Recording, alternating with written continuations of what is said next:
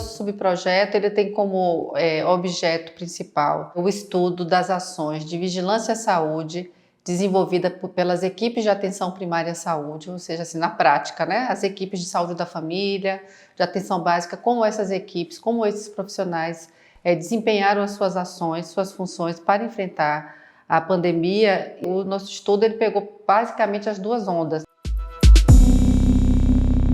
Nós fizemos um estudo de casos múltiplos que contemplou 3 municípios do estado, 3 sedes de regiões e a capital do estado, então foi Salvador, Feira de Santana e Vitória da Conquista, e também estudamos, né, as relações, as atividades desenvolvidas pela Secretaria Estadual de Saúde no que diz respeito às práticas de atenção primária à saúde e também da vigilância, né? 2 grandes estratégias de coleta, né? Análise documental, foram mais de 1.000 documentos, é impressionante, né?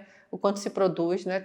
Entre boletins epidemiológicos, notas técnicas, decretos, portarias, foram quase 1.000 documentos que foram processados, selecionados e processados desses 3 municípios e também da Secretaria Estadual de Saúde. Em relação às entrevistas, nós iniciamos as entrevistas em novembro de 2020 com os gestores estaduais. Conseguimos concluir a coleta dos gestores estaduais até março, abril de 2021. Do ponto de vista dos dados que a gente tem, que a gente pode trazer resultados preliminares, a gente está falando de primeira e de segunda onda. A descoordenação nacional da vacina, esse excesso burocrático de controle por conta da escassez das doses nos primeiros meses, né? E no que diz respeito à gestão estadual e à relação da gestão estadual com os municípios, a gente observou nos resultados, tanto na análise documental como na análise das entrevistas, que algumas situações exitosas elas tinham características comuns. Por exemplo, os municípios que tiveram melhor desempenho foram aqueles que, primeiro, conseguiram fazer o planejamento integrado entre a atenção primária e a vigilância, né? Conseguiram desenvolver ações de educação permanente, de capacitação, envolvendo conjuntamente esses profissionais, que conseguiram, conseguiram se cercar do apoio científico das universidades, isso foi muito importante, né?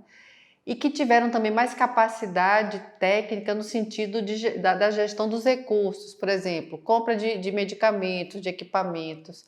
Quanto melhor foi a capacidade de gestão para esse tipo de coisa, para esse dia a dia, para garantir a infraestrutura, eles tiveram melhor desempenho. Uma coisa muito importante aqui no estado da Bahia, que foi exatamente a Secretaria Estadual de Saúde. Já existia um trabalho, né, que é o Telesaúde, que é justamente o trabalho de capacitação, de educação à distância ou de teleconsultoria, que se expandiu e que deu sustentação a essas ações aos municípios. Aqui no Núcleo de Telesaúde a gente desenvolve algumas ações que a gente utiliza as tecnologias de informação e comunicação. Ofertas como teleeducação, que são atividades educacionais à distância. A gente também oferta teleconsultorias, que são respostas para os profissionais da atenção básica. A gente tem uma equipe de teleconsultores, enfermeiros, médicos, dentistas. Temos uma equipe de monitoria de campo, que faz o treinamento dos profissionais nos municípios do estado da Bahia para o uso das nossas ofertas, e também ofertamos telediagnóstico, que é apoio diagnóstico à distância para os diversos municípios do nosso estado.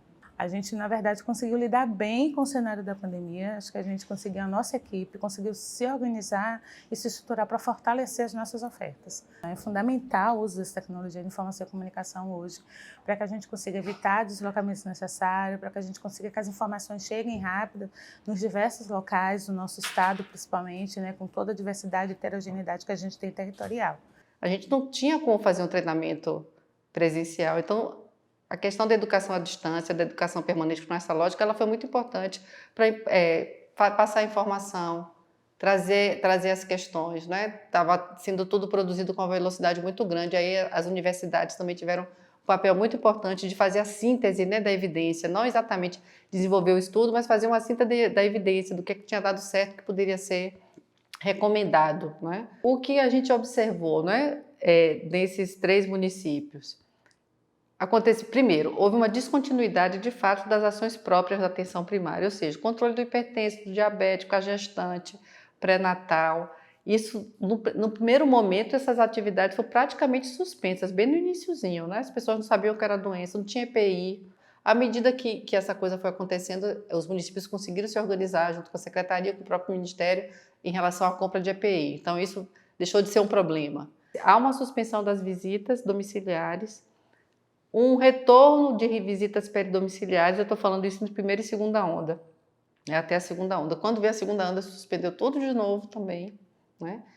E o que é que aconteceu? Esse profissional ele foi para dentro da unidade, o agente comunitário. Olha só que coisa complexa. Ele vai para dentro da unidade para fazer um trabalho burocrático de organização de fila, de separação de sintomático respiratório de quem não é sintomático respiratório, ajudar, né, a organizar o fluxo de modo que evitasse, né, contaminação cruzada.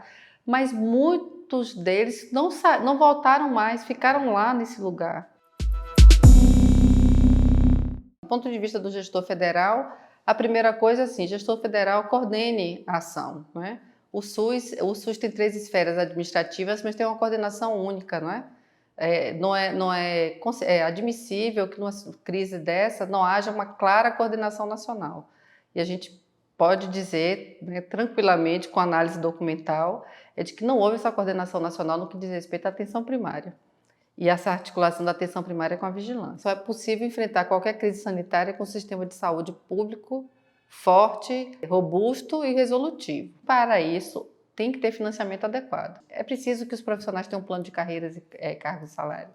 É importante que a gente pense numa carreira nacional do SUS, sim. Do mesmo jeito que a gente precisa de coordenação nacional, a gente precisa no território do Estado também uma gestão estadual dessa crise, né? Então, à medida que as secretarias tenham capacidade técnica de prestar esse apoio, né, que a gente chama de apoio institucional, que justamente é como se fosse uma espécie de uma supervisão, né, que o Estado pode fazer junto aos municípios para melhor qualificar o trabalho das equipes, de estar promovendo a educação permanente, o treinamento, a qualificação, isso é muito importante. O que eu entendo aí que é o nosso desafio, né, e não é só por causa do cenário da pandemia, é a falta de infraestrutura, de conectividade nos municípios para que possam acessar aí, todas as tecnologias que estão disponíveis, principalmente as que a gente hoje tem aí ofertando aqui na telesaúde. Inclusão digital dessas pessoas e a qualificação de toda a população para que possa aí acessar todas as tecnologias disponíveis e principalmente a falta de investimento, o pouco investimento financeiro que a gente tem no nosso país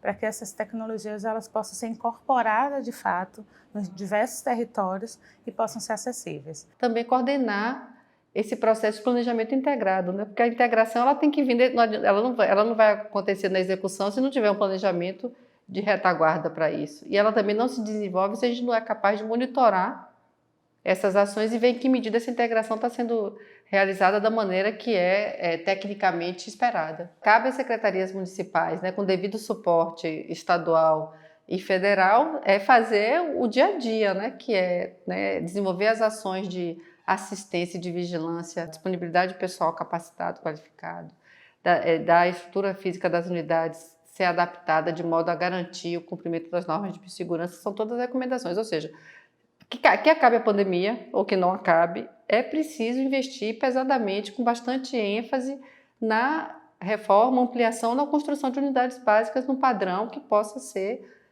adequado, né, ao enfrentamento de uma doença de transmissão respiratória que você tem que atender essas pessoas. O que é que fica, né, de lição aprendida mesmo? É o atendimento no afogadilho da crise ou a gente vai, né, aprender com a crise e fortalecer o nosso sistema de saúde para que a gente possa responder de maneira mais adequada a esses desafios que certamente não vão se encerrar com a Covid.